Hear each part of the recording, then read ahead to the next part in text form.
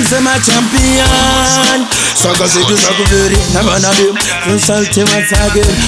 Uto upenyu wacho wakaoma kamusipo Kunyora songu ino jishoka shiripo Nekute kurara mamusipo ashizinyore Daimu nefoni, daiti mufoni Saka mama, makati sira mtore susuvana Everyday tungo karati chichima Kote zino zicha chinjere Kana ticha zona na hiri Mama, makati sira na mwezi susuvana Everyday tungo karati chichima Kote zino zicha chinjere Kana ticha zona na hiri Ndombo gaya zakatame sesa Kunyazo funga ndeche gaya ndeche fonge sesa Kunyangwe baba, avatati tarisa Tirite kavana tichashe kwanesa Veu kama vato vava vatikanda panze Kunyambe yembe zekufeka vatikanda pa Atichazivi, kana peku tangira Kodai moripo zeno zaiti fambira Saka mama, makati zera mtore susuvana Everyday tungo karati chichima Kote zeno zecha chenjere Kana ticha zona na hiri Mama, makati zira na mwezi susuvana Everyday tungo karati chichima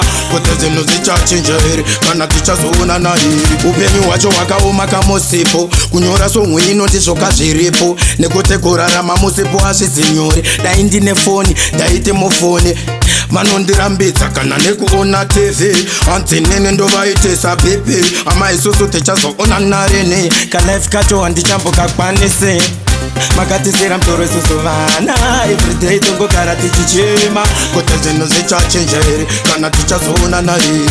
Mama, makati sira na mwezi susuvana Everyday tungo karati chichima Kote zino zicha chenjere Kana ticha zona na hiri Ndombo gaya zakatame sesa Kunyazo funga ndeche gaya ndeche fonge sesa Kunyangwe baba, avatati tarisa Tirite kavana tichashe kwanesa Veu kama vato vava vatikanda panze Kunyambe yembe zekufeka vatikanda pa Atichazivi, kana peku tangira Kodai moripo zeno zaiti fambira Saka mama, makati zira mtore susuvana Everyday tungo karati chichima Kote zeno zicha chenjere Kana ticha zona na hiri Mama, makati zira na mwezi susuvana Everyday tungo karati chichima Kote zeno zicha chenjere Kana ticha zona na hiri